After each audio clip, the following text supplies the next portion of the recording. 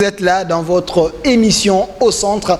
Ici, nous faisons l'effort de vous servir. Aujourd'hui, c'est le 4 janvier, une journée historique en République démocratique du Congo. Voilà pourquoi nous avons fait l'effort d'aller vers ceux qui font l'actualité, ceux qui maîtrisent l'histoire de notre pays pour essayer un peu de décrypter et aussi analyser les grandes questions d'actualité. Sur ces plateaux, je suis avec le président Gabriel Mokia Mandembo. Il est le président du MDCO, Mouvement des démocrates congolais. Il était candidat président de la République à l'élection de 2018. Le président Gabriel Mokia, soyez les bienvenus. Merci beaucoup et bonsoir à tout le monde.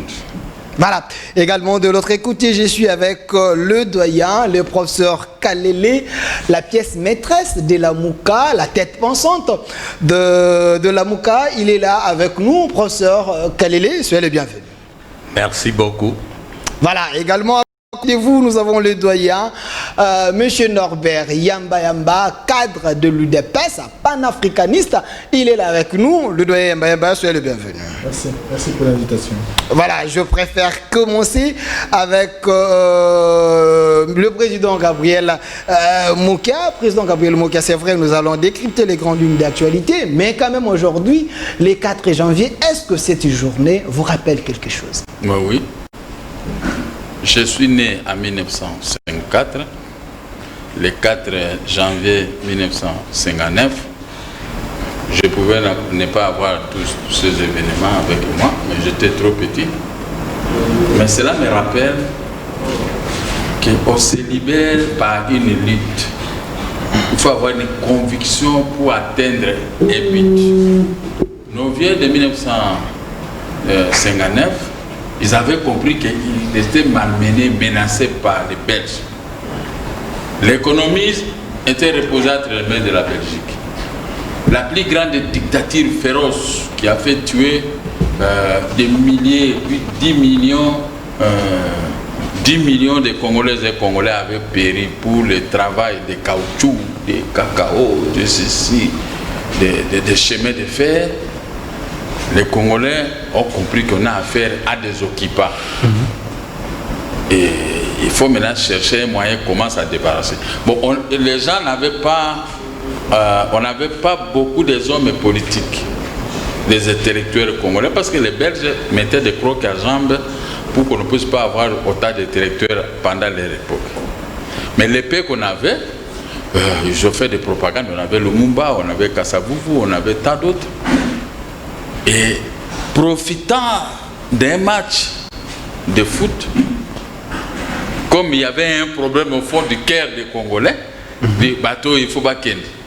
On ne peut plus continuer à vivre avec les Belges. Il s'est passé ce qui s'est passé.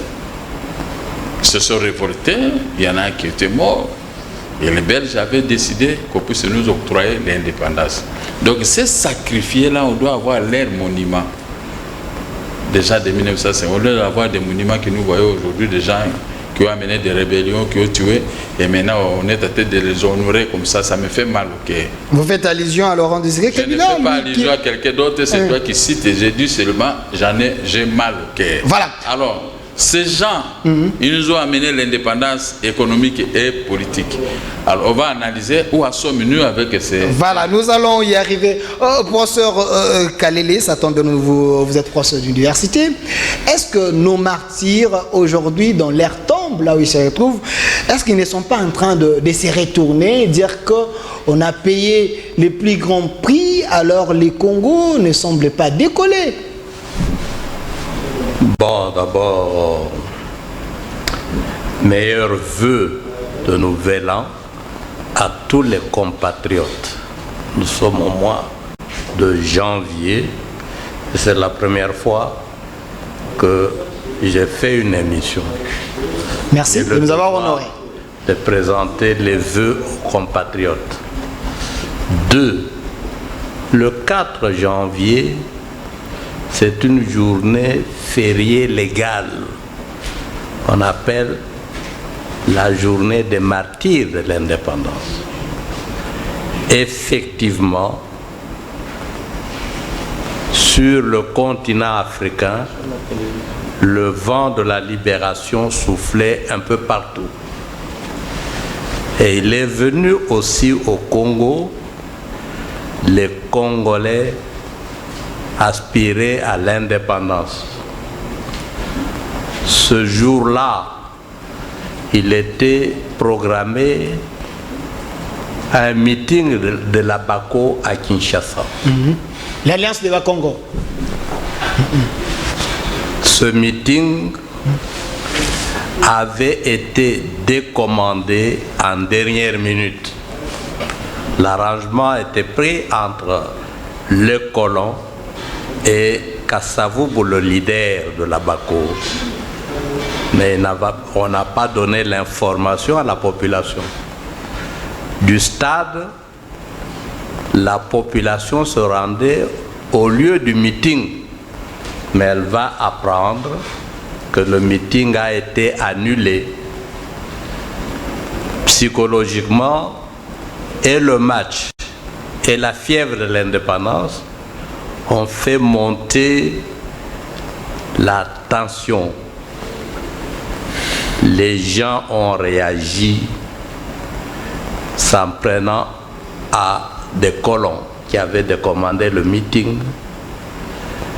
Et les colons ont riposté en tuant les Congolais. Combien ont été tués? Personne ne le sait avec exactitude. Mais il y a eu des morts.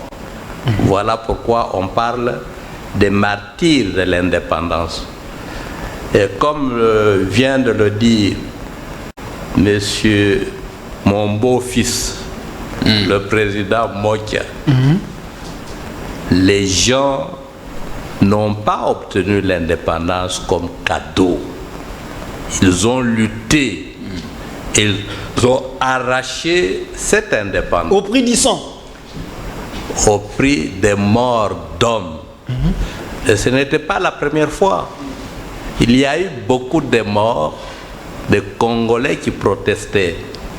Lorsqu'il dit qu'il y a eu le caoutchouc, oui, Léopold II, quand il arrive avec l'État indépendant du Congo, il cherchait l'argent. Et la première matière première qu'il a trouvée à l'époque, qui était bien vendue, c'était le caoutchouc. Or, ce caoutchouc ne se trouvait à l'époque en grande quantité qu'à l'Équateur, sa province. Léopold II a fait couper les mains aux Congolais qui n'apportaient pas la quantité de caoutchouc exigée. Le compte est macabre. On a estimé qu'à l'arrivée de Léopold II, les Congolais se chiffraient à 40 millions d'habitants. Avec le caoutchouc rouge, le caoutchouc, oui, on appelle caoutchouc rouge, ou le sang sur les lianes, la population a chuté de 40 à 14 millions. Vous comprenez le drame. Et ça continue après le caoutchouc, c'était le cuivre, c'était etc., etc. Il y a eu des morts. Est-ce que les Congolais qui sont morts peuvent regretter? Oui, ils ont le droit de regretter. Parce qu'ils ont lutté pour l'indépendance. Ils ont lutté pour l'amélioration du sort de leurs compatriotes, de leurs enfants et petits-enfants que nous sommes. Ils constatent que malgré cette lutte, nous avons fait du gâchis.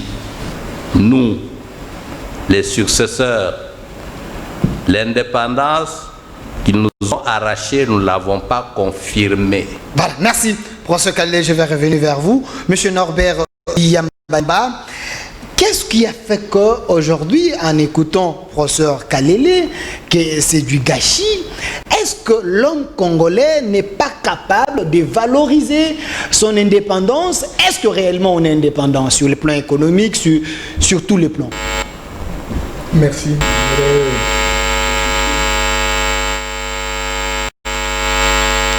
souhaiter le meilleur vœu à tous ceux qui pensent que le pays peut fonctionner autrement, à tous ceux qui pensent que tous ceux qui morts ne sont pas morts pour rien, et qu'aujourd'hui, plus que jamais, il faut se poser des questions, il faut se questionner pour savoir quelle orientation prendre pour aller de l'avant.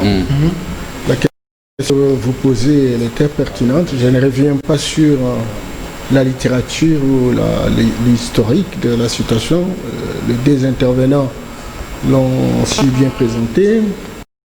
Mais je voudrais se dire que l'indépendance, non. Nous, on n'est pas indépendants.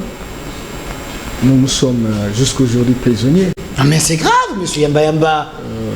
Nous sommes prisonniers. L'étudiant qui est en train de vivre, il sait que le Congo est indépendant. L'étudiant qui a réussi un système d'éducation, d'abrutissement, cet étudiant-là peut bien comprendre qu'on est indépendant. On n'est pas indépendant. Quand nous avons été, on nous a proclamé indépendants. C'est un peu le temps. Est-ce que nous avons reconquis nos autonomies sur le plan politique? Ok. Certainement qu'on a des hommes politiques, mais toutes les publics, l'autonomie, la souveraineté pour avoir véritablement différentes politiques sont conçues, parfois téléguidées de l'extérieur.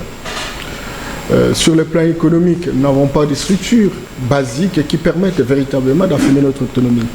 Nous avons des richesses potentielles, mais ces richesses ne sont pas transformées chez nous. Ces richesses ne nous servent pas grand-chose. Sur le plan social, très curieux, aujourd'hui, il y a plus de 90% de pauvreté dans notre société. Il n'y a pas de système sanitaire, il n'y a pas de système infrastructurel, on n'a pas organisé la République.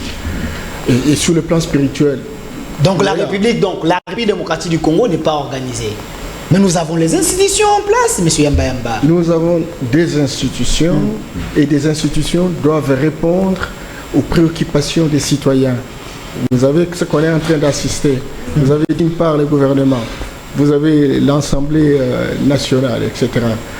Et d'autres institutions connexes. Mais si ces institutions ne sont pas en mesure de prendre des politiques, de les exécuter et de permettre aux citoyens d'accéder à l'eau, à l'électricité, aux routes, au transport, etc. Vous allez me dire qu'on est autonome, vous allez me dire que ces institutions sont fonctionnelles. Et donc, on peut sur le plan statutaire avoir des institutions, mais les institutions ne peuvent être institutions que lorsqu'elles répondent aux préoccupations de la population. Or, aujourd'hui, il y a plus de 96% de notre peuple qui croupit dans la pauvreté la plus abjecte. Donc, nous devons, heureusement, qu'une date comme celle-ci aurait pu être l'occasion pour que nous puissions rafraîchir le mémoire, pour que nous puissions véritablement payer le droit à la contestation pour dire plus jamais ça. Vous savez, nos compatriotes se sont organisés à l'époque. Ils ont mis en place ce qu'on a appelé autrefois l'union sacrée de la nation. Ils ont entendu Lumumba pour qu'il puisse véritablement aller dans la démarche de négociation. Aujourd'hui, je pense que l'occasion est arrivée où il faut véritablement dépasser les clivages. Les clivages, encore qu'il n'y a pas de clivage idéologique chez nous, hein. Tout le monde croit qu'il y a des idéologies, mais il n'y en a pas, en tout cas, si ce n'est que sur papier, ça c'est évident. Mais c'est aujourd'hui plus que jamais qu'on puisse dépasser les clivages politiques pour que, ensemble, nous disons, payons le droit à la contestation, servons la République, allons de l'avant, parce qu'on ne peut pas comprendre, pendant 60 ans, on est incapable d'avoir une route macadamisée qui part de Kinshasa jusqu'à Kisangani, ou de Kisangani jusqu'au Nord Kivu, et de Nord Kivu jusqu'à Bukavu. J'ai l'impression que vous avez la mauvaise volonté. Il y a eu le projet des 5 chantiers ici, avec le pouvoir sortant. Il y a eu des routes. Non, mais, écoutez, arrêtez ça. Nous avons 152 000 km de route. On a fait 2000 km. Talitage et rablayage, essentiellement. Nous avons 3500 ponts. Vous voyez, on a fait combien? On n'est pas allé au-delà d'1%. Nous avons 1500 bacs. Il y a eu 20 bacs. Financés par l'Union européenne. Donc, il faut éviter ça. Pour que nous puissions réaliser telle action, il va falloir que les partenaires extérieurs, encore que les partenaires extérieurs ont leur agenda. Aujourd'hui, sincèrement,